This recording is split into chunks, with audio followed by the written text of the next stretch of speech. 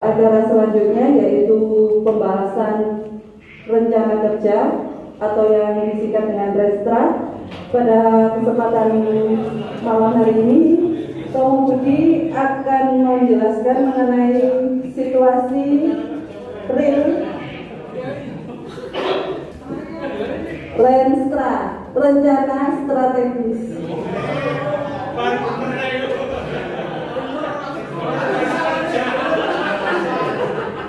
Ngetes apa? Jadi saya juga tidak tahu apa sih Renstra itu. Pada kesempatan malam hari ini kita akan jelaskan. Renstra dibuat sebagai bahan acuan atau untuk melihat gambaran umum situasi paroki sehingga setiap petugas dan seksi punya gambaran tentang paroki kita. Renstra menjadi instrumen untuk menjadi bahan masukan bagi para petugas atau seksi untuk kemudian membuat program. Jadi di sini kita akan belajar bersama membuat rencana kerja yang nantinya akan ditagih maksimal tanggal 5. Dan dasarnya juga dari Renstra dan ART tadi. Jadi untuk lebih jelasnya materi Renstra akan langsung dijelaskan ahlinya yaitu Romo Budi. Monggo Romo, kami dipersilakan. Kita berikan tepuk tangan.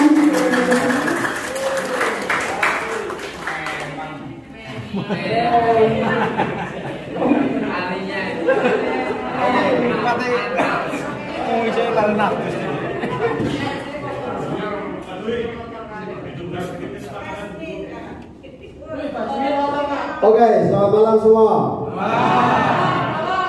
Ya, karena tema kita adalah menjadi anggota gereja yang rukun, setia, keluar kawan. Dalam iman, harapan, dan kasih serta bertanggung jawab.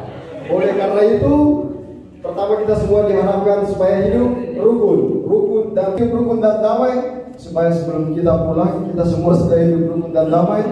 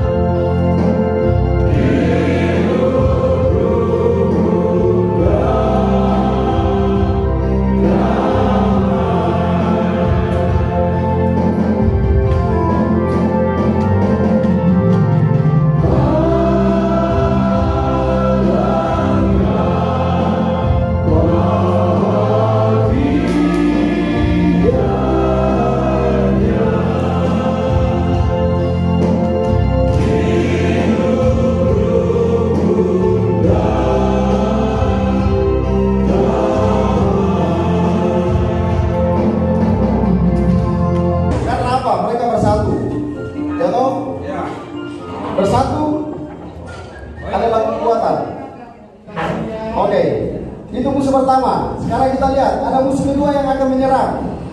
Oke, harus ada seorang pemimpin, seorang leader. Inilah leader yang mengatakan, ayo mari kita kumpul. Apa yang terjadi?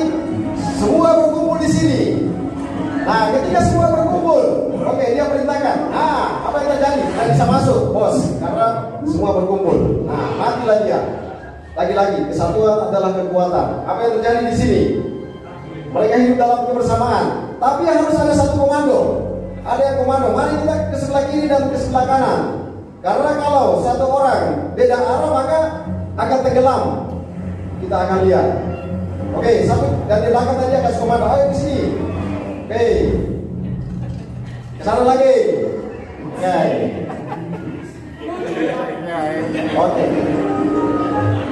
Satu kali lagi supaya kita paham apa yang saya maksudkan. Ada musuh yang menyerang. Musuh ini adalah orang-orang dari luar atau dari dalam kita. Nah, inilah dia mau menyerang. Leader ini kemudian mengumpulkan teman-temannya. Maksudnya mengumpulkan semua orang berkumpul di sini. Kalau kita semua berkumpul maka tidak ada yang bisa melawan kita. Amin. Lagi orang yang kedua. Jadi tetap harus ada seorang leader. Leader itulah yang akan memimpin kita. Roh Marianto akan memimpin kita semua. Nah, dia akan panggil, ayo mari kita semua kumpul sama-sama.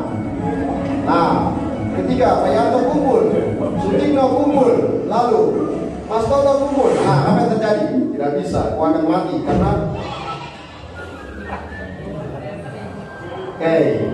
tetap harus ada seorang leader yang memimpin.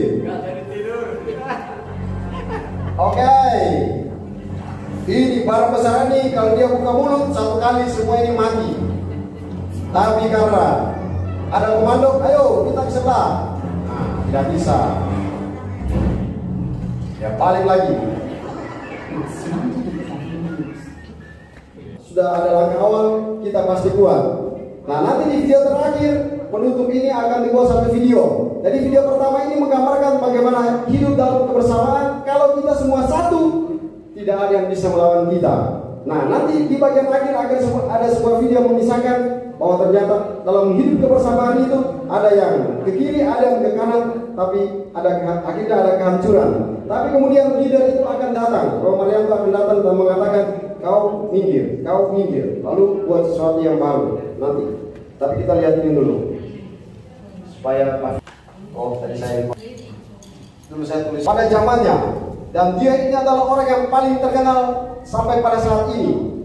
Dia adalah seorang ahli perang bagaimana menyusun strategi sehingga dia bisa memenangkan perang tanpa harus mengirimkan banyak pasukan, tapi cukup dengan teknik-teknik tertentu dan perencanaan yang matang maka dia mengalahkan lawan. Saya lupa, nanti esok saya akan tunjukkan bukunya. Dia katakan, dengan perencanaan yang saksama dan terinci, Anda dapat menang. Dengan perencanaan yang gegabah dan tidak terinci, Anda tidak mungkin menang.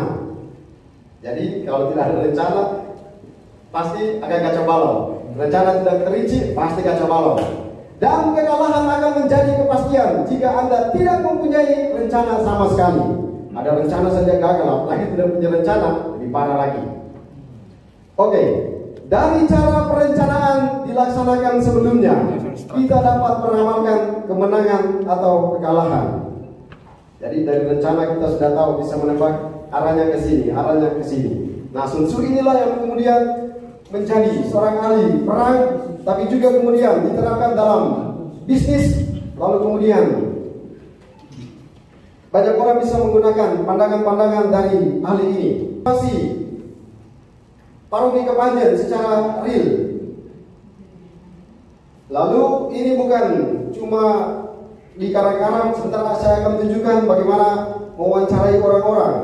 Jadi ini berdasarkan data, wawancara face to face. Mariana Corona Kepanjen, paroki dalam peta. Sekarang kita lihat, sebelum kita susun apa yang menjadi rencana kita, mari kita semua melihat sebenarnya kita paroki Kepanjen itu ada di mana? Di mana kita? Tadi kalian yang pertama mengatakan siapa kita? Sekarang saya tanya, di mana kita? Jadi tadi pertanyaan siapa kita sudah terjawab. Sekarang pertanyaan kedua, di mana kita? Mari kita lihat, ini kita. Kita lihat peta Mana lagi? Abel Gadi kita ada di Dampit. Nah inilah petanya. Maksudnya supaya kita bisa mendapatkan gambaran bahwa inilah paroki kita dan kita tuh ada di sini. Nah di Kota Malang Raya ada Tirto Yudo di sana. Sebentar akan dijelaskan. Oke, inilah peta Malang Raya. Lalu kita masuk pada peta yang kedua adalah ini peta bisnis. Nah, kenapa peta ini harus digambarkan di sini? Karena mau mengatakan kepada kita sekalian, saya cuma nembak satu hal saja. Di sini semua, di Malang Raya, di Malang Selatan itu semuanya tempat rekreasi. Berarti ya seharusnya kita punya kolektif besar. Masa ini semua tempat rekreasi, saya tulis semua di sini. Coba kita lihat. Jadi Romarianto bersama kami start dari sini. Tirto Yudo ini kita lari sampai ke Kromengan sana, dari ujung sini sampai ke ujung sini. Maka tadi Romarianto bilang betul, kalian harus kasih makan saya dan beliau. Kalau tidak, lari dari sini sampai ke ini, kelaparan mati di sini. Jadi kita ada di sini, sudah dekat Lumajang, terus kita lari dari sini sampai ke Pagelang, sampai ke Kromengan Gunung Kawi pertama di sana. Inilah kita.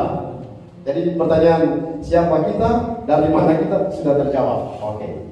Sekarang mari kita lihat. Ini gambar ciri satu supaya Pianto jangan mengantuk. Nah kita lihat teritorial Paroki Kepanjen.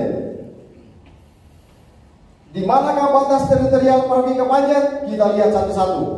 Di sebelah timur berbatasan dengan Paroki Ratu Damai Lumajang. Nah ini sengaja dibuat supaya semua orang yang ada di sini, teristimewa mereka yang baru itu dia tahu. Oh batas di timur itu di sebelah mana? Maka sengaja ditunjukkan. Nah sebelah timur kita berbatasan dengan Paroki Lumajang. Lalu kemudian di sebelah barat kita berbatasan dengan Lodalem, Paroki Anunciata. Lalu di sebelah turun cepat selatan adalah Paroki Ratu Damai. Dan kita berbatasan dengan ini, satu barang ini, Samudra Indonesia.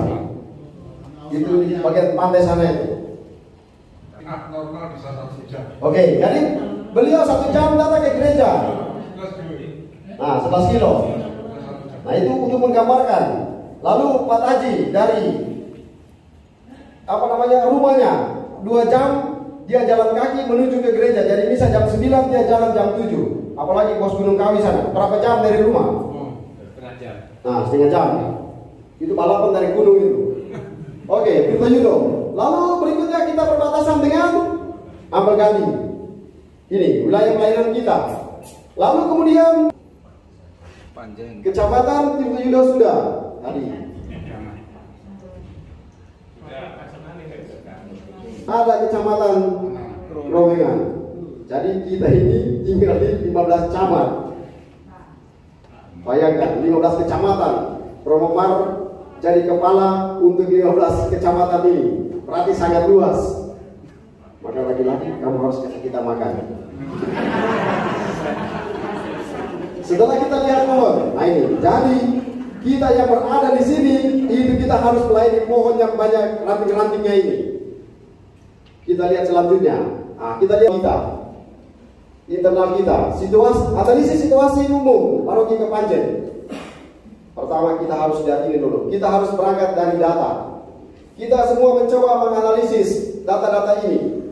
Jumlah umat di Paroki Kepanjen itu adalah 1389 dari 482 KK.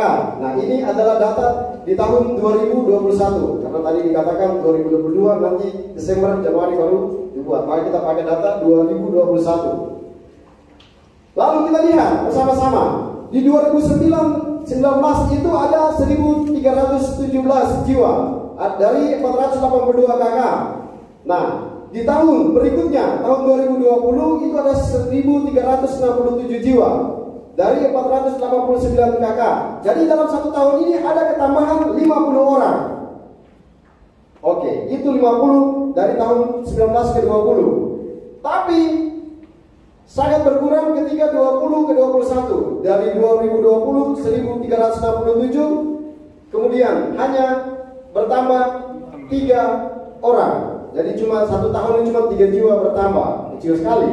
Jadi ada peningkatan tetapi tidak signifikan. Nah itu analisis situasinya. Lalu penambahan jumlah umat dari paroki lain dan keuskupan lain. Jadi ini ada orang Batak datang di sini kemudian jadilah orang Kepanjen, ada orang dari luar paroki datang di sini menikah kemudian atau tinggal di sini kemudian mereka menjadi orang dimasukkan dalam paroki Kepanjen sehingga menambah jumlah-jumlah ini.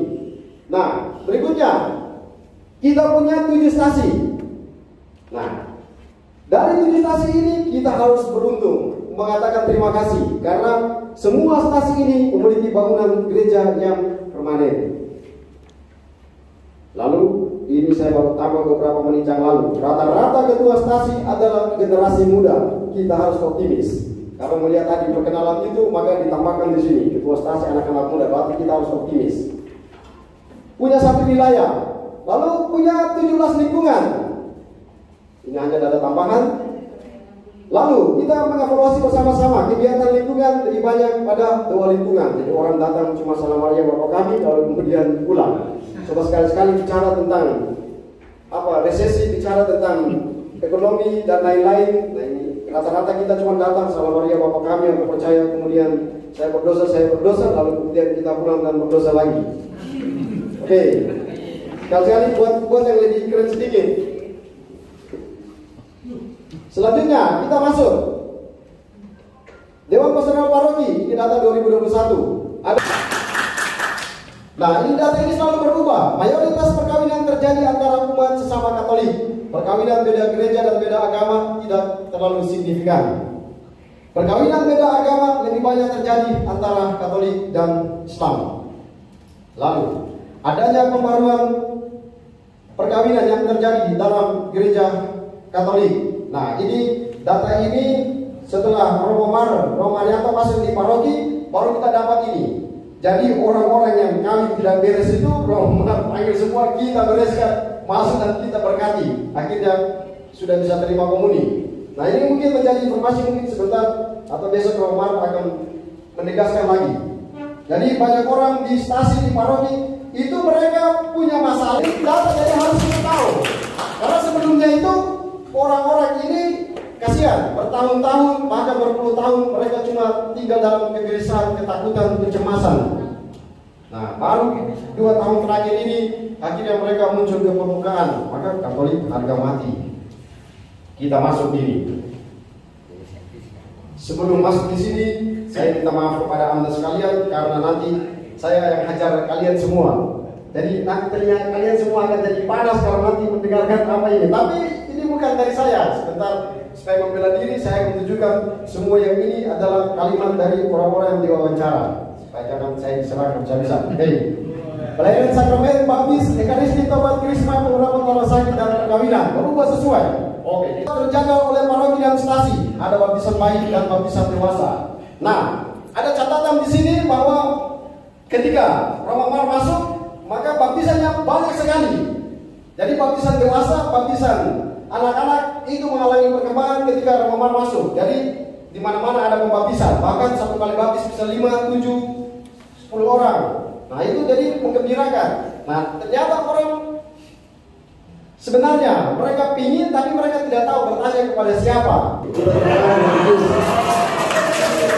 Cuma kaminya yang bilang. Sakramen Krisma, tobat, beberapa orang sakit, perkawinan menyesuaikan dengan program. Oke, besok ada Krisma toh, jadi ada programnya. Kita masuk berikut, agama baptisan dan kematian. Siap-siap mendengarkan serangan berikut. Jumlah baptisan selalu meningkat dari tahun ke tahun. Nah, ini berdasarkan catatan tadi. Romo Mar masuk, langsung banyak orang dibaptis secara massal dan kemudian menjadi Katolik. Rata-rata baptisan anak. Walaupun demikian dalam tahun 2001 sudah mulai banyak baptisan dewasa. Yaitu data. Jadi tidak boleh mengetahui data. Rata-rata umur umat, jadi khusus tadi yang lahir, sekarang yang meninggal. Rata-rata umat yang meninggal adalah di atas 50. Dari kalian semua yang 50 siap-siap mati. Nah ini kan data. Jadi yang meninggal kita kumpulkan orang rata-rata di atas 50 itu. Nah, inilah serangannya. Kehadiran umat dalam peristiwa duka atau pemakaman memprihatinkan. Kalau tidak kenal, tidak datang. Setuju?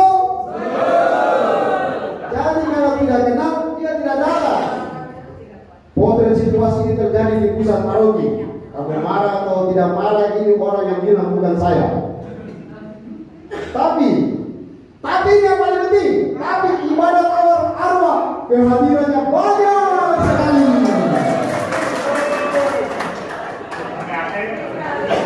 Jadi kalian telinga panas, jangan sumpah saya. Ini kan data.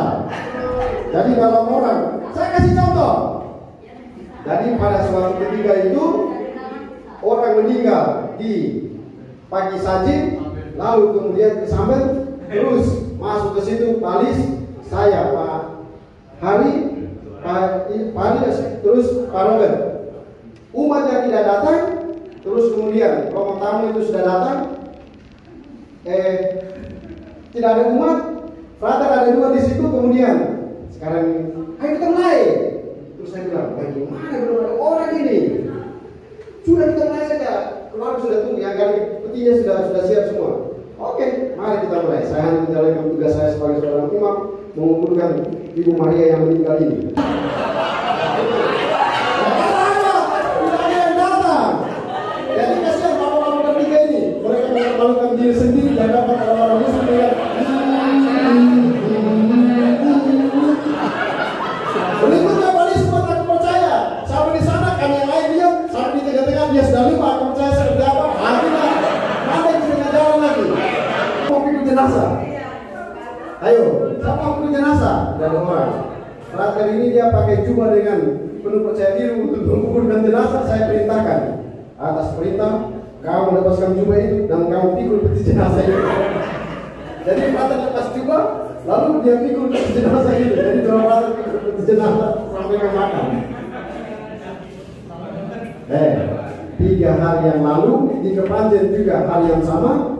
Dari orang itu meninggal, katanya di wilayah itu mereka katakan, loh kami tidak kenal dia. Jadi tidak ada yang datang. Yang datang cuma Bu Baru, Bu Feli, terus Bu Nani. Saya hafal 4 orang itu. Jadi waktu saya ibu berempat ini mereka menyanyi.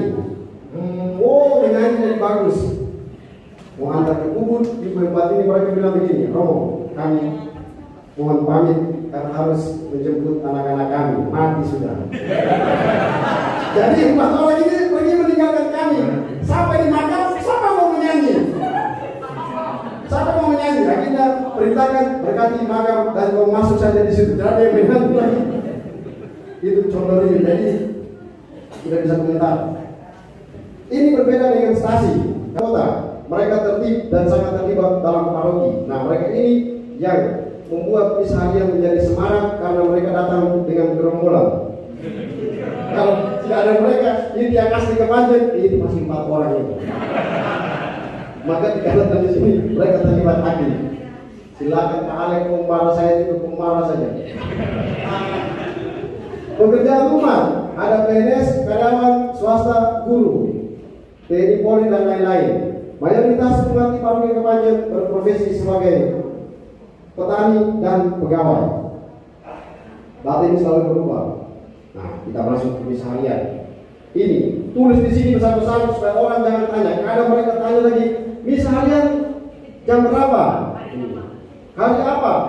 Kau baca ini supaya kau jangan tanya-tanya lagi. Ini. Pakai lalat tulis ya, Romo bagaimana ini? Misa Jumat pertama tidak ada orang. Kau dengar pengumuman atau tidak? Tidak ada pengumuman Jumat pertama. Jadi gini, misa harian dilayani dengan baik, partisipasi umat sangat tinggi. Nah ini, misa di Pageran melibatkan banyak umat karena pembagian tugas di setiap lingkungan dan stasi catatan. Jika yang bertugas adalah stasi, maka yang datang banyak orang. Ini fakta, betul atau tidak? Saat hari hampir datang itu 3 mobil. Tapi yang bertugas cuma sedikit orang. Jadi parah lagi, mereka dari Kepanjen itu mereka cuma titik uang di suster yang masak. Itu berarti mereka tidak datang. Nah, jadi kurang orang lagi. Kalau mati yang belum percaya diri sampai sana, yang gini sudah ada orang, main mati saja. Oh iya. Demikian yang bertugas di stasi wilayah Kepanjen, bahkan cuma beberapa orang yang datang. Maka pertanyaannya, sebenarnya bisa bukan di Kepanjen, ini maksudnya bisa di Pagelaran masih perlu atau tidak? Karena kali kita malu sendiri, kita ke sana, orang dari jalan mereka lihat, kasihan sekali mereka minum orang. Sebenarnya ini masih perlu atau tidak? Nanti dijawab sendiri. Oke, kita lihat sekarang. Ini misal hari Minggu, hari Sabtu. Baca baik-baik supaya jangan tanya lagi. Di paroki itu jam berapa? Karena kadang mereka telepon tanya, bisa jam berapa? Lalu peluangnya apa? Kita lihat bersama-sama. Ada kekuatan, kelemahan, tantangan, dan peluang. Nah, inilah kekuatan kita umat paroki Kepanjen. Mari kita lihat bersama-sama. Berdasarkan analisis ini kita menemukan bahwa paroki Kepanjen itu adalah paroki yang sangat strategis. Strategis karena pusat paroki atau stasi berada di pusat kota, kabupaten, atau kecamatan. Nah, ini kekuatan kita bahwa semua wilayah pusat-pusat paroki atau stasi berada di pusat kabupaten atau pusat kecamatan. Ini disebut sebagai sesuatu yang strategis yang menjadi kekuatan pertama. Kekuatan yang kedua adalah akses informasi dan komunikasi. Itu apa? Akses informasi dan komunikasi, teknologi sudah terjangkau. Mana ada di paroki Kepanjen ini yang kita telepon terus dia bilang tidak ada sinyal, semua sinyal terjangkau. Maka sarana komunikasi dan teknologi terjangkau. Nah, itu kekuatan. Lalu berikutnya adalah transportasi. Kita harus bahagia sebagai orang paroki Kepanjen. Karena apa? Gedung-gedung gereja permanen dan strategis terletak di jalan utama kota dan desa. Coba lihat gereja-gereja lain yang masuk di lorong jauh sana, tersembunyi di hub sana. Di paroki Kepanjen rata-rata gerejanya ada di depan jalan. Maka itu menjadi kekuatan dalam sisi fasilitas. Lalu terpusat, umat terpusat dalam satu wilayah tertentu. Nah, di beberapa wilayah banyak umat terfokus atau terkumpul dalam satu lingkungan tertentu. Lalu teritori mempunyai wilayah pelayanan yang luas dan strategis. Tadi ada 15 kecamatan, jadi adalah sebuah kekuatan kita. Selanjutnya, nah ini di garis bawah OMK stasi, partisipasi aktif dalam DPS. Nah, coba kita lihat di stasi itu yang daftar nama-nama anggota pengurus stasi itu semuanya rata-rata anak-anak muda. Saya buat videonya di situ.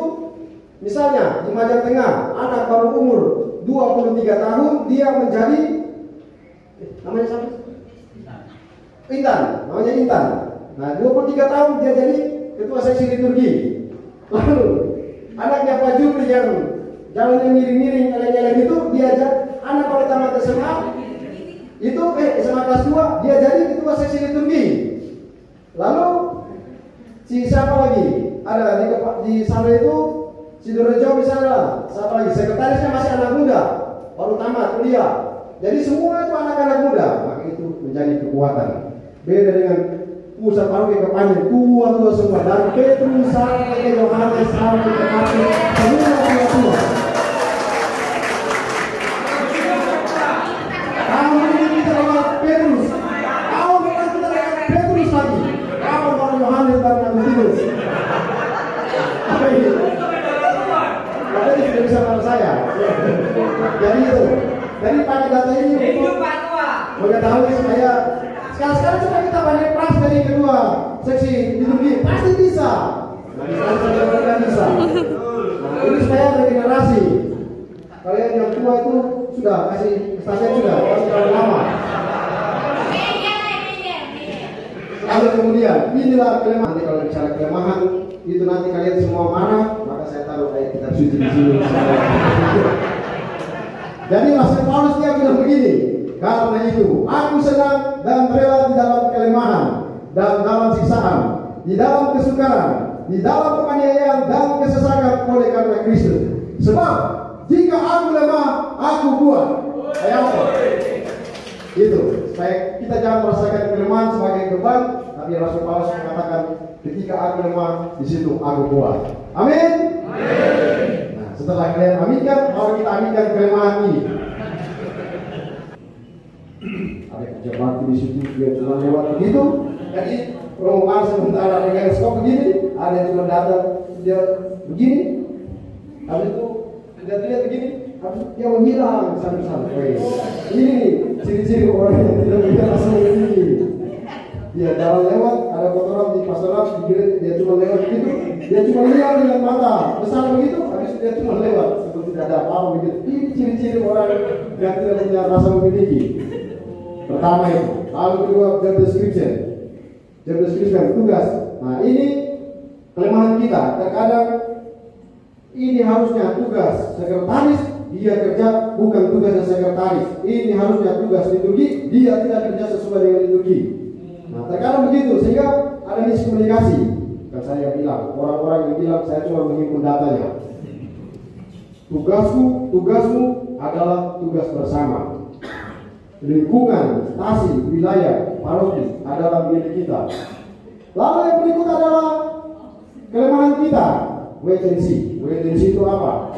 Orang itu dia cuma tunggu saja sampai Romo Marianto bilang buat ini, baru dia buat. Jadi dia cuma tunggu dan cuma lihat begitu saja. Jadi paling kau ketua dewan, kau cuma lihat begini sambil menunggu, tunggu sampai Romo masuk dan teriak, woi ini kerjakan dan laksanakan. Oke. Jadi ini kelemahan kita cuma menunggu sampai diperintah baru kerjakan. Jadi kurang inisiatif. Oke. Koordinasi dan komunikasi.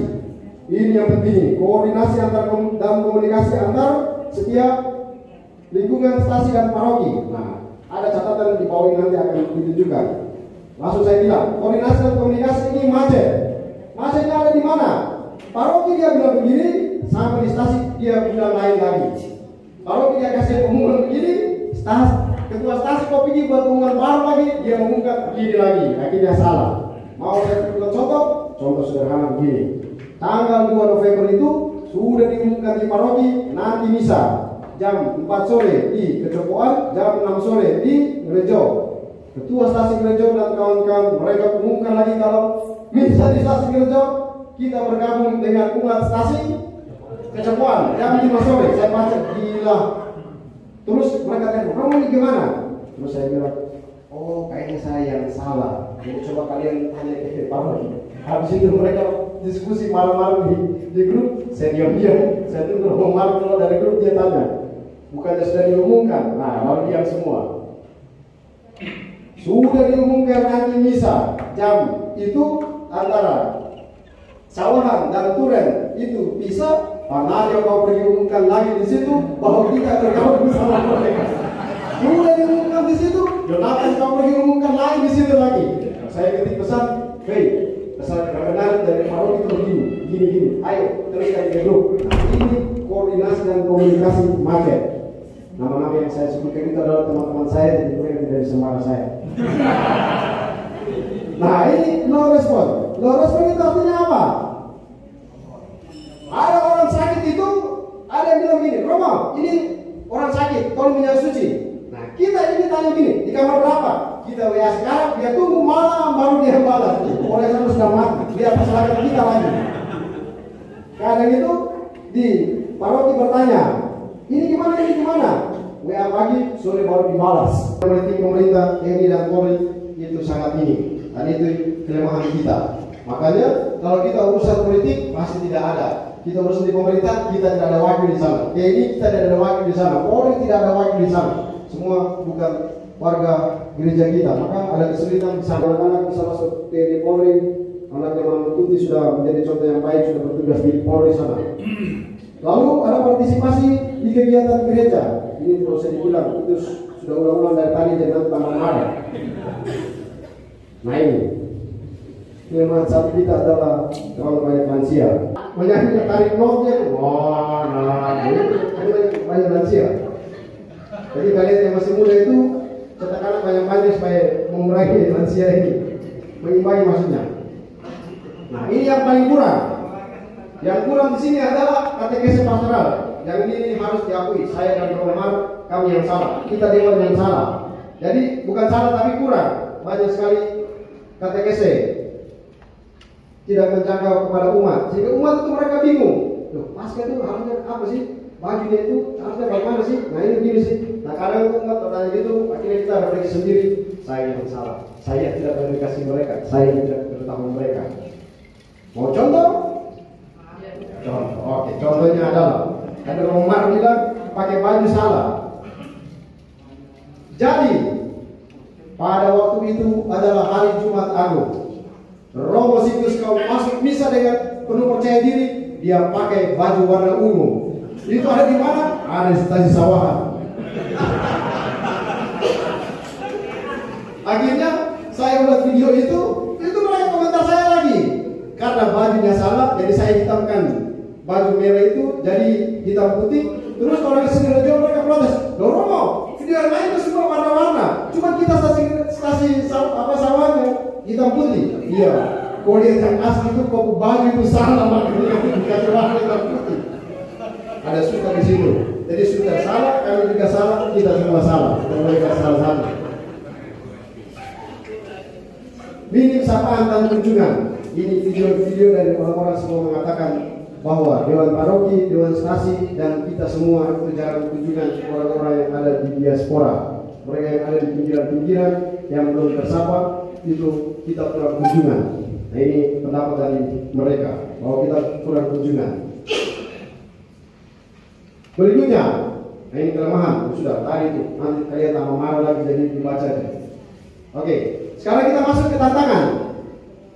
Apa sebenarnya tantangan dari Paroki Kepanjen? Yang pertama, kita hidup dalam minoritas. Minoritasnya apa? Kita memang minoritas.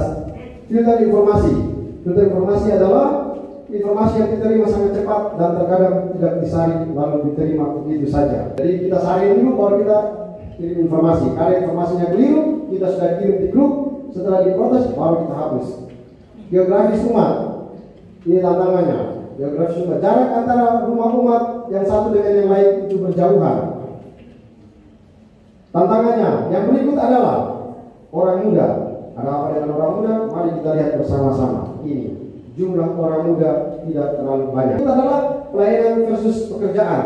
Nah inilah yang diseringkan oleh teman-teman yang ditanyakan itu. Mereka mengatakan, ya di satu sisi kami adalah petugas gereja, kami adalah seksi dan petugas, tapi pada saat yang bersamaan kami juga adalah orang-orang bekerja. Maka disuruh rapat, tapi lo kan masih kerja. Disuruh ini, lo kan masih kerja. Nah ini orang muda lebih tertarik dengan dunia di luar gereja Katolik. Dari itu mereka main musik, mereka main sana, main sini. Tapi kalau disuruh ke sini, mereka tidak terlalu tertarik. Apakah kami yang melayani tidak menarik, ataukah kita yang melayani sama-sama ini tidak menarik sehingga mereka tidak tertarik untuk datang, ataukah ada yang salah antara kita refleksikan bersama-sama. Tapi ini adalah tantangannya. Dari tantangan kita masuk ke peluang. Apa sebenarnya peluang yang dimiliki oleh umat Paroki Kepanjen? Peluang yang pertama adalah toleransi, saling jaga. Toleransi antar umat beragama dan masyarakat itu harmonis. Nah, mitra pemerintahan ini kita di satu sisi adalah guru pegawai, maka kita, Pak Feli, kau adalah pegawai orang pemerintahan, kau harus ingat bahwa kau juga 100% Katolik. Amin. Oke, maka di situ mitra pemerintahan 100% Katolik, 100% Indonesia. Hubungan yang harmonis antara lembaga pemerintah dan gereja. Menabung untuk masa depan. Ada pemerayan umat melalui CU. Nah, jadi CU memberikan simpan pinjam. Jadi rajinlah menabung supaya menjadi kaya. Peluang yang berikut adalah sarana komunikasi. Hampir semua umat memiliki sarana komunikasi dan berada dalam grup gereja maupun pemerintahan sehingga memiliki menjadi sarana untuk informasi tapi juga menjadi sarana pewartaan. Lalu misi kekuatan untuk menjawab yang ini. Umat yang tinggal di tengah mayoritas bisa bermisi dan menjadi saksi bagi tetangga. Ini catatan penting. Umat yang tinggal di tengah mayoritas bisa bermisi dan menjadi saksi bagi tetangga. Dan ini dibuat dengan baik oleh teman-teman di Majang Tengah. Waktu gempa itu terjadi, orang-orang Majang Tengah mereka pergi membagikan beras dan lain-lain kepada orang yang bukan Katolik. Lalu mereka mengatakan, wih Katolik itu luar biasa. Rumah yang dibangun oleh gereja, terus mereka juga kasih sumbangan ke kita. Itulah cara bermisi, menampilkan wajah gereja di situ. Ini sekolah Katolik. Anak-anak mendapatkan pendidikan sebagai warga gereja dan juga bangsa. ini ada peluang karena kita punya sekolah di Kepanjen dan juga di Dampit dan Turen, tapi nanti ada catatannya. Sekarang kita lihat dari kita sudah dapat apa yang menjadi masalah, apa yang menjadi kekurangan, apa yang menjadi kelebihan, terus apa yang menjadi tantangan, peluang. Sekarang dari semuanya itu tantangan, peluang, dan lain-lain itu kita temukan berbagai macam isu-isu strategis. Nah, isu itu adalah apa? Yang pertama, isu yang pertama yang pantas kita semua refleksikan dan mungkin dicatat untuk bisa menjadi pedoman untuk membuat program kerja. Yang pertama adalah pembinaan tugas liturgi bagi asisten imam, ketua stasi, dan ketua lingkungan. Nah, ini ketika wawancara dengan para asisten imam, kadang mereka bingung. Mereka katakan, loh, ini kita harus apa? Nah, tidak mereka usulkan. Nanti kalau rapat, kalau bilang kita diberikan pembinaan tentang hal-hal praktis, teknis tentang bagaimana menjadi asisten imam. Lalu ketika ketua stasi, asisten imam dia sakit, lalu ada orang meninggal, ketua stasi disuruh bikin ibadah, tidak bisa. Nah, jadi kita pinjam asisten imam dari stasi lain untuk datang mengumpulkan orang yang meninggal itu. Maka mereka mengatakan mungkin juga diberikan perhatian bagi mereka ini. Lalu yang berikut, pembinaan keluarga. Nah, ini sudah dibuat kemarin, pembinaan keluarga.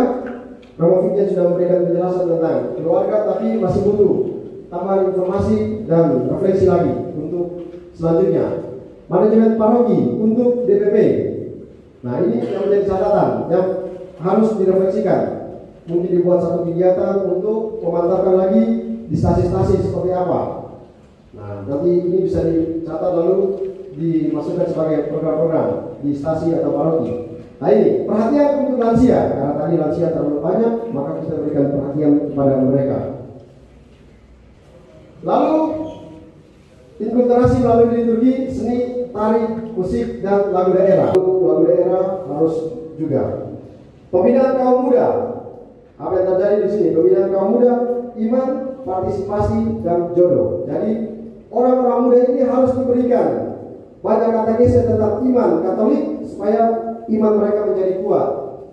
Lalu kita juga harus memberikan pendampingan kepada mereka di paroki maupun di stasi supaya dengan memperhatikan mereka berpartisipasi di dalam stasi atau paroki atau lingkungan. Ketika mereka berpartisipasi aktif di situ, terjadi perjumpaan laki-laki dan perempuan, terjadilah perjodohan di situ. Maka kita untung di situ. Daripada mereka pergi ke tempat lain lalu tempat magang. Lembaga pendidikan, para guru, para kepala sekolah memberikan masukan ini, kepedulian untuk sekolah Katolik di paroki. Jadi mereka mengatakan kita umat di paroki ini kurang memperhatikan di sekolah. Sekolah ada di Dampit, mayoritas guru-guru di situ bukan orang Katolik. Sekolah ada di Turen, mayoritas guru-guru di situ bukan orang Katolik, apalagi siswa-siswanya. Nah, maka mereka bilang, tolonglah supaya anak-anak itu dimasukkan di sekolah ini supaya sekolah jangan mati. Tapi ini kan masukan dari mereka, saya hanya mencatat dari zaman saya. Sudah mau selesai. Paroki harus mandiri, usaha mandiri paroki, stasi.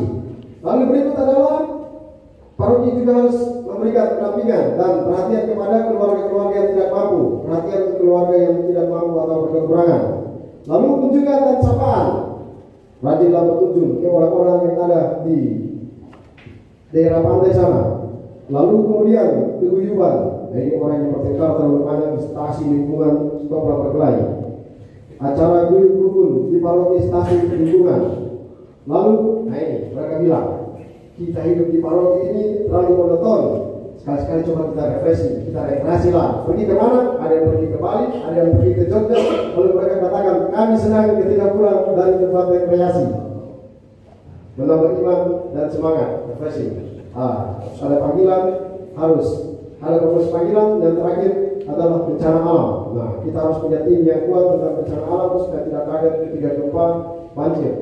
Lalu kemudian siapa saja kelompok sasaran yang harus dituju untuk dibuatkan program untuk menjangkau mereka. Yang pertama adalah DPS PP Paroki Kepanjen. Nah, mereka ini yang pertama harus disapa. Ada program-program yang berhubungan dengan pembinaan dan pelatihan untuk DPS dan DPP. Lalu kelompok untuk menjangkau ini. Jadi teman-teman tolong buat program yang harus menjangkau mereka-mereka ini. Ini orang-orang kunci, orang-orang penting yang harus disapa dan harus didekati. Lalu selanjutnya adalah setelah itu kita melihat dari semuanya itu kita sudah tahu kelemahan, kekurangan dan lain-lain, lalu sudah tahu semuanya itu, maka dibuatlah restra seperti ini. Pertama, harus ada kaderisasi dan penguatan DPP, peningkatan kualitas pelayanan. Nah, ini sedang terjadi ini. Jadi ada pencalonan, terus ada pendampingan, ada pelantikan nanti, lalu nanti ada penyusunan program, evaluasi dan seterusnya. Ini sementara berjalan. Ini restra yang sedang berjalan. Lalu partisipasi dalam misa harian, mempertebal umat dalam keimanan pada Tuhan dan seterusnya. Nah, ini harusnya setiap hari menyatakan umat. Mungkin juga mereka tidak datang ke gereja karena kami kurang mengunjungi mereka. Fasilitas pendukung. Lalu program terdekat adalah pendampingan kelompok kategorial paroki yang rencana di tempat ini di paroki kita. Lalu pendataan umat secara berkala sedang terjadi. Nah, ini yang restra jangka pendek. Nah, apa yang dibuat untuk jangka menengah? Di jangka menengah itu direncanakan beberapa hal. Pertama, pendampingan keluarga yang bermasalah. Jadi yang bermasalah dari semua gereja beda agama tolong datang untuk diselesaikan masalahnya. Pasti ada jalan keluar.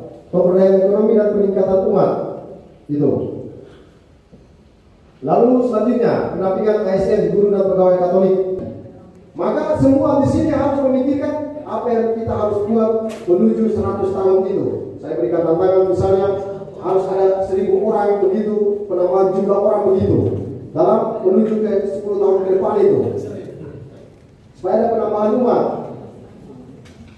Lalu kita harus berpikir membentukkan panitia, program dan lain-lain dan seterusnya untuk sampai ke 100 tahun ini. Jadi ada sesuatu yang dibuat untuk momen 100 tahun ini. Jadi apa yang dijelaskan tadi adalah situasi real, situasi umum berdasarkan masukan dari teman-teman yang diwawancara itu, lalu kemudian mendapatkan hasil ini. Maka dalam program selanjutnya di stasi, di paroki, besok kita akan bagikan kolom rencana kerja itu, lalu bisa terpacu dari sini. Oh, harus orang muda, harus mereka yang berkekurangan. Nah, maka program-program yang dibuat itu mengacu ke sini dan juga ART sehingga menjawab kebutuhan umat. Daripada kita buat programnya adalah jalan-jalan ke MOG, ya pasti tidak menjawab kebutuhan. Nah, maka restra dan ART membantu untuk membuat program. Begitu. Lalu kemudian salam satu jiwa, mari. Nah, tapi sebelum kita ke sana, saya putar ini supaya mengatakan, tadi kita sudah bersama-sama, kita semakin kuat, tapi ternyata di dalam kebersamaan itu ada yang lari kiri, ada yang lari kanan. Apa yang terjadi ketika ada yang lari kiri, ada yang lari kanan?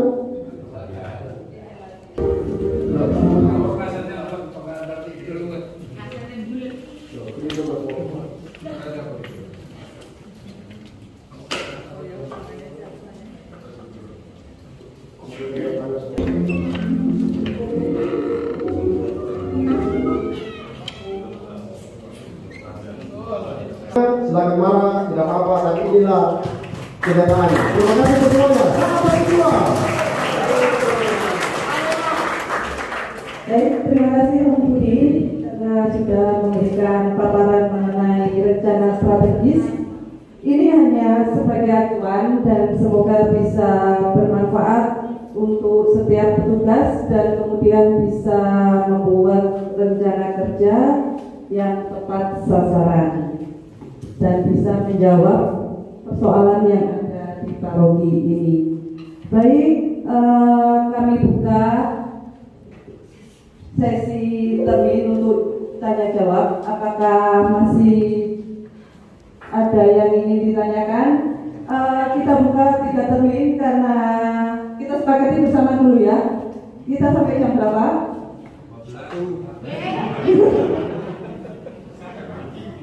Karena ada yang banyak peminat, jadi saya buka 3 termin.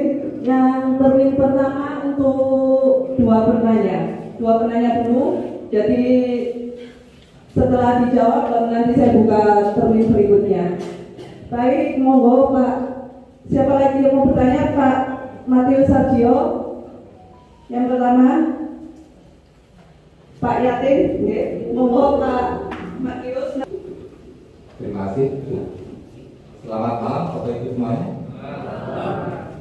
Ada dua hal yang perlu saya minta penjelasan. Yang pertama adalah mengklarifikasi, lalu yang kedua adalah sebuah pertanyaan.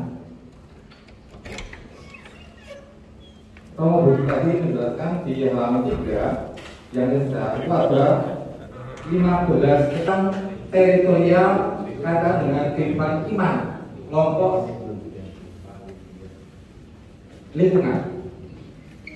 Mungkin yang disasi tidak masalah, tapi yang panjang sejauh saya melihat, mendengarkan itu ada beberapa umat yang mestinya dia adalah satu keluarga itu masuk lingkungan A, tetapi dia malah masuk lingkungan B. Ada keluarga C mestinya masuk lingkungan C, tapi masuk lingkungan A. Nah, ini apakah juga ke depan sebuah kekuatan atau bahkan sebuah kelemahan dalam pelayanan keimanan di umat keluarga dalam kelompok kategorial atau kelompok lingkungan? Kira-kira terima kasih. Baik, terima kasih. Selamat malam semua. Kalau saya tidak bertanya, hanya ini penguatan Romo. Tanda kutip bahwa kita semua telah dibaptis, Krisma juga dan seterusnya. Otomatis kita semua diutus untuk menjadi pewarta. Ini aktual aja Romo. Misalnya ada keluarga Katolik yang bermasalah. Kita misalnya saya ketua lingkungan atau pengurus lingkungan. Sedangkan yang saya hadapi ini lebih senior dan seterusnya dari saya.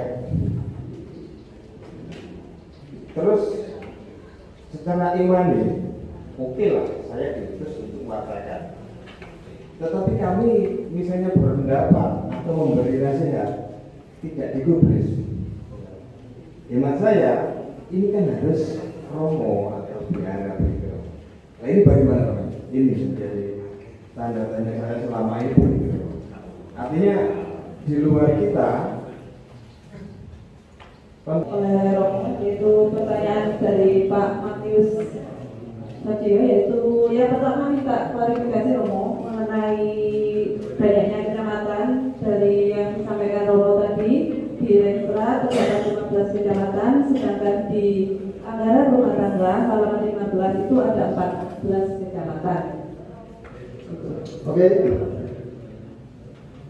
Saya ingat persis waktu itu saya menyampaikan 14.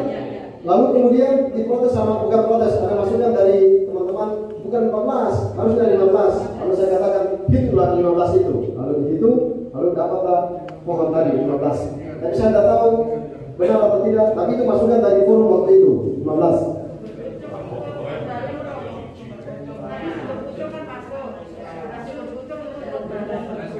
Sudah pucuk masuk.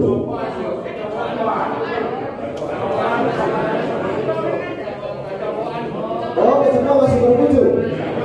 Makanya konstasi ini tidak bilang-bilang.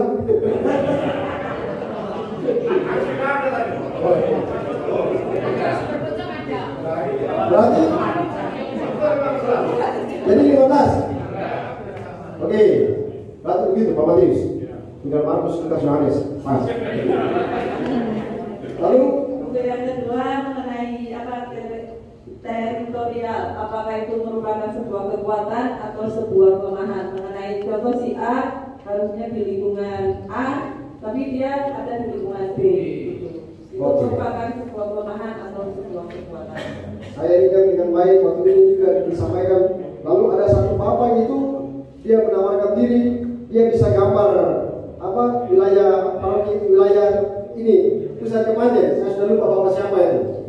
Dia bilang dia bisa gambar titik-titiknya. Misal, oh lalu rumahnya di sini, sampai di sana, oh kami ini masuk ini, nah itu. Jadi mungkin kedepannya kita kerjasama untuk bisa buat itu. Kalau sudah buat paroki secara umum, mungkin kita buat lagi petanya secara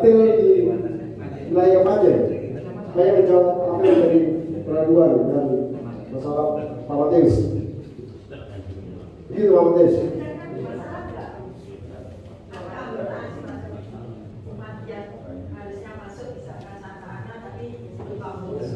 Nah, jadi masalah. Karena kayak tadi, dia mati, terus mereka tanya, loh, sebelah sana. Kasihan, jenazah sudah tidur di situ, tapi bukan wilayah kita tidak dilayani. Nah, jadi nanti kita diskusi lagi, makanya program lingkungan, program stasi itu mengacu ke situ. Masalah-masalah ini setiap bisa menjawab. Misalnya lingkungan Kepanjen, wilayah Kepanjen, maka terus buat program wilayah Kepanjen adalah menggambar peta lingkungan dan lingkungan di Kepanjen. Nah, jadi akhirnya bisa menjawab. Begitu. Jadi orang di rumah ini, kau di lingkungan sana. Orang di sini, kau Harapayanto, ketua lingkungan. Nah, begitu. Mungkin ke depannya gitu. Lalu yang pertanyaan yang ketiga yaitu mengenai dari Pak Yadin mengenai pendampingan keluarga bermasalah. Oke, pendampingan keluarga bermasalah tadi sudah ditangkap pertanyaannya bahwa tadi sudah dibilang masalah banyak terpecahkan ketika mereka datang dan bercerita dengan kami.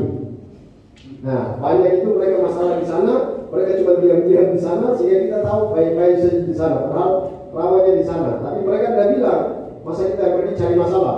Mereka punya masalah sedangkan mencari dokter perawat untuk mendapatkan diagnosa untuk bisa dapat pil untuk sembuh. Nah, maka yang punya masalah jangan cuma cerita di lingkungannya, tapi datang ke pastoral, datang ke perawat untuk menyampaikan secara baik dan benar sehingga masalahnya bisa teratasi. Lalu tadi tentang kita yang muda mau menegur mereka yang tua. Jadi ini menurut saya Pak Yani, saya hanya menjalankan tugas saya sebagai pewarta. Jadi begitu. Jadi kalau saya prinsipnya begitu, saya hanya menjalankan tugas saya sebagai pewarta. Ini tugas saya. Maka Bapak itu salah, itu saya marah Bapak terus di depan-depan. Salah ini Bapak. Terus saya bilang, Bapak, soal umum Bapak tua. Nah sekarang ini tugas saya. Maka Bapak yang salah. Nanti sebentar kalau saya salah, Bapak tolong bilang.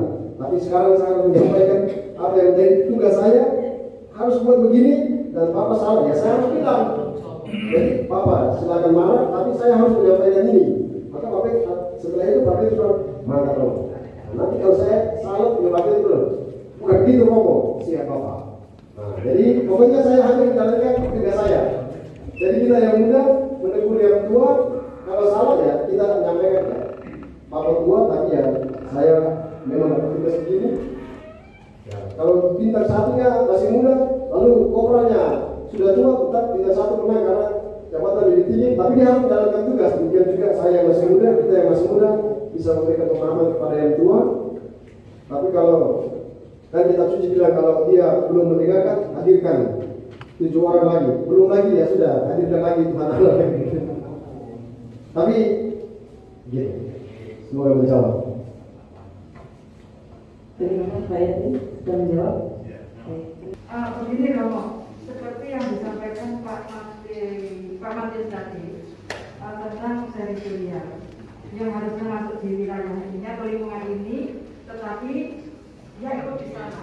Nah, di lingkungan kami Romo itu ada satu keluarga yang dulu anaknya itu kulit saya. Nah, kemudian waktu itu pelajaran agama saya yang mendampingi di sekolah. Nah, kami termasuk lingkungan mana? Katanya itu di Macam Tengah. Nah, kata-kata itu di Macam Tengah Romo. Nah, kemudian saat itu komuni pertama saya sudah menyampaikan ke orang tuanya dan nggak ada ikut latihan dan sebagainya. Tapi kebetulan anak ini ikut komuni pertama. Nggak ikut komuni pertama. Tahu-tahu saya melihat loh, anak ini sudah komuni bisa begitu. Sekarang anaknya kalau nggak salah sudah SMA dan masih tinggal di Tawanganku. Terima kasih. Bagaimana harus mendekati yang seperti ini? Saya juga menanggapi teritorial yang ada di komunitas. Berarti teritorial paroki ini berbatasan dengan paroki yang lain yang tidak ngomong. Bahkan yang sebelah barat itu saya kira bukan hanya paroki tapi kabupaten. Contoh yang ada di sebelah selatan, barat dan bagian selatan itu kecapuan dengan Merkurio. Tapi barat bagian utara, Panyuwen itu berhadapan dengan Blitar. Sehingga di sana parokinya kalau salah Yohanes Gabriel. Surga. Sampai. Iya sampai. Mana di Panyuwen yang di sana Jambuer itu ada umat kita di sana Pak. Pertanyaannya langsung dari pertanyaan yang tadi sebelumnya juga mengarah ke teritorial, maka saya punya harapan nanti setelah malam ini besok kita mission program kita satu program yang potensial itu adalah teritorial. Tapi secara sederhana prinsipnya adalah tadi Roman sudah menjelaskan. Siapapun yang datang ke tempat kita, dia harus lapor diri. Sama, Romo yang dari luar dia datang ke Kepanjen, dia harus lapor diri. Dia tidak bisa sembarang. Misalnya dia dari Malang, terus dia pergi bisa tadi Romo menjelaskan di Gerejo, tidak bisa. Dia harus cehero sama di Palu.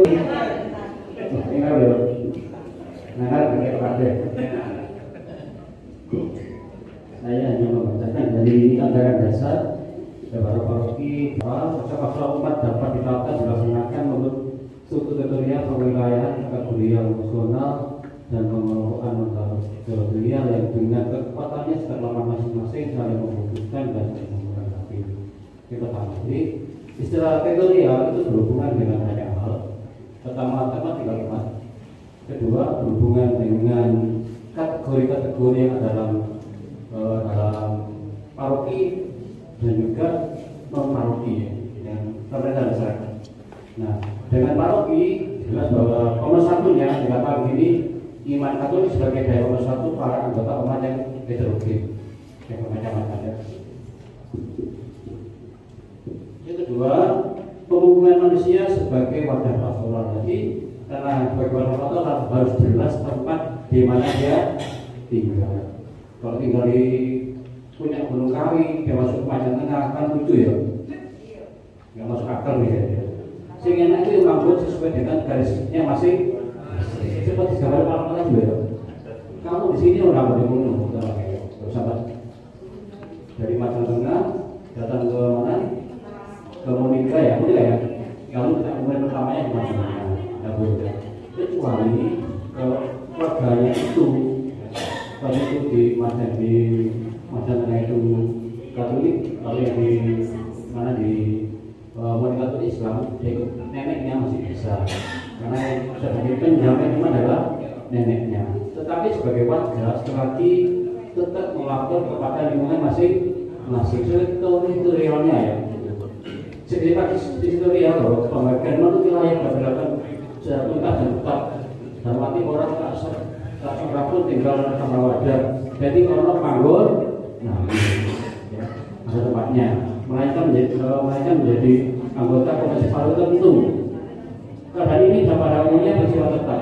Jadi paroki itu tetap ya, yang berubah. Misalnya mau nikah, badannya mana? Itu badannya mana? Sudah banyak masing-masing. Jadi kan banyak masing-masing. Paulus badannya mana? Ya. Itu jelas.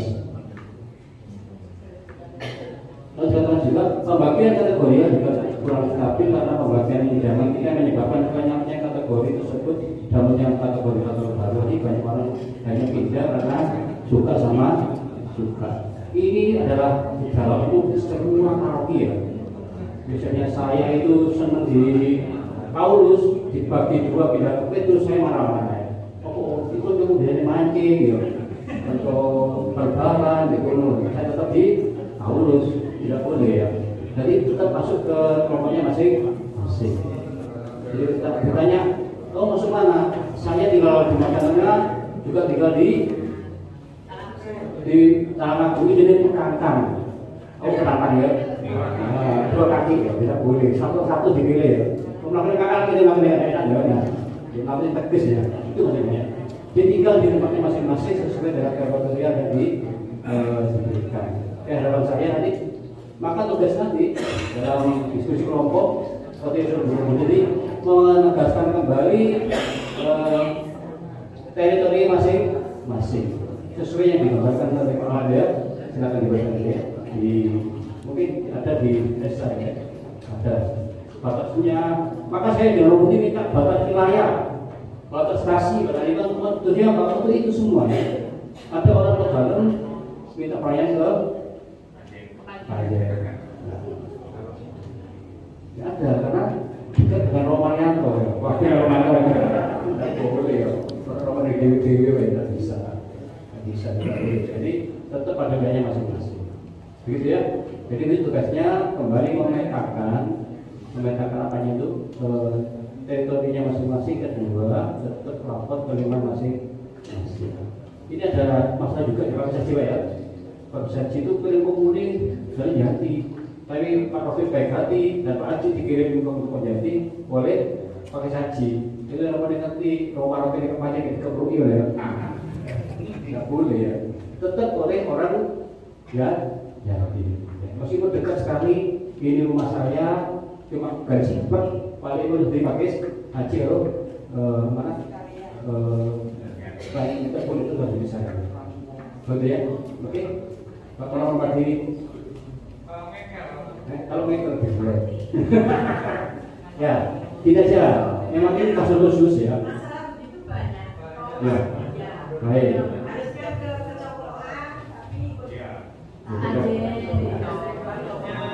Berarti kurang keren ya saya dari tempat dia.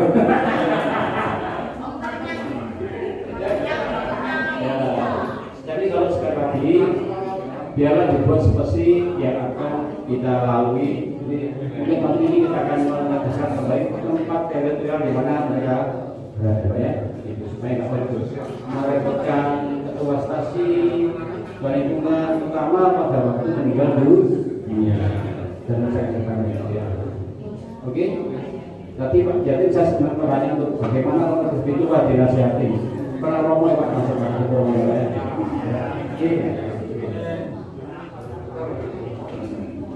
Oke, itu jawaban Paroki. Jadi sekarang saya tambahkan, sebenarnya anggota Paroki itu dia sudah berdomisili berapa lama di situ. Nah, kita jawab pertama begitu. Kau baru dapat, kau minta kau di stasi sana. Kau belum layak jadi stasi atau lingkungan kami karena menurut aturan Paroki domisili harus berapa bulan baru menjadi anggota. Nah, kalau masih ngeyel lagi, ini kalau kita tanya begini, oh ngeyel itu saya mau tanya, kau surat baptis itu sebenarnya di mana? Coba lihat.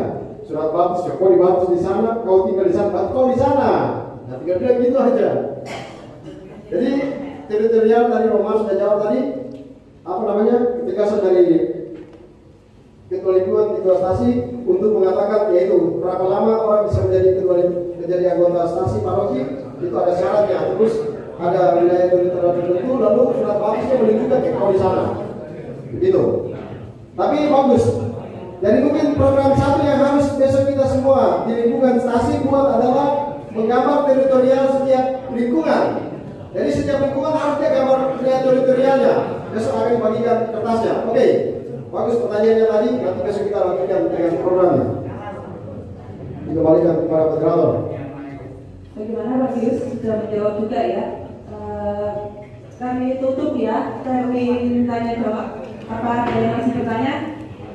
Jika ada unek-unek lagi, bagaimana? Masih terima satu termin lagi? Langsung aja ke pertanyaan pokok ya. Saya buka satu termin lagi karena ada yang ingin bertanya. Jadi pokok paparan tentang analisa SWOT sebenarnya ini sebuah gambaran dari kami yang sangat membantu untuk menyusun program besok. Tidak kalah penting bahwa yang menjadi ganjaran di kami sebagai yang hari ini adalah pengurus ya, istilahnya calon-calon pengurus ke depan yang akan membuat program. Sebuah komitmen bersama dan konsistensi untuk pelaksanaan. Karena rencana melalui analisa SWOT sudah disampaikan Romo, maka bagaimanakah berikutnya setelah perencanaan itu dibuat, bagaimanakah pendampingan dan monitoring pelaksanaan, dan kemudian diambil sebuah evaluasi kemudian rencana tindak lanjut. Saya ingin himbaukan melalui pertemuan kali ini, mohon Romo dan teman-teman yang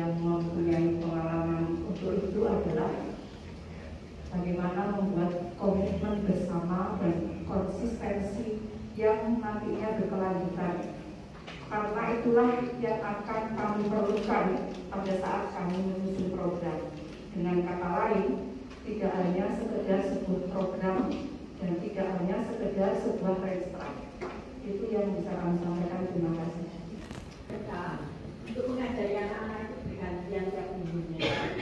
Maka itu ada yang sudah menjawab. Nah, di situ kan ditulis kegiatannya apa, lalu penanggung jawabnya siapa. Nah, penanggung jawab itulah dia yang jadi fungsi menjalankan fungsi monitoringnya. Karena dia yang punya program, maka dia yang monitoringnya. Lalu di akhir itu biayanya berapa, lalu keterangan evaluasinya. Nah itu, jadi kertas di halaman itu ada. Jadi penanggung jawab, nah dia itu yang memonitoring ini. Jadi misalnya Rosario di paroki di stasi Berejo, penanggung jawabnya adalah Pak Teddy. Maka Pak Teddy itu yang menjadi pengontrolnya. Dia yang menjadi orang pertama yang harus dituju untuk ditanyakan segala macam hal di situ. Dia yang bertanggung jawab. Nah, ada di situ, di kolom itu. Tapi besok akan kita bahas bersama-sama. Nanti akan didalami lagi. Kalau urusan bina iman itu nanti Bu Fili dan kawan-kawan.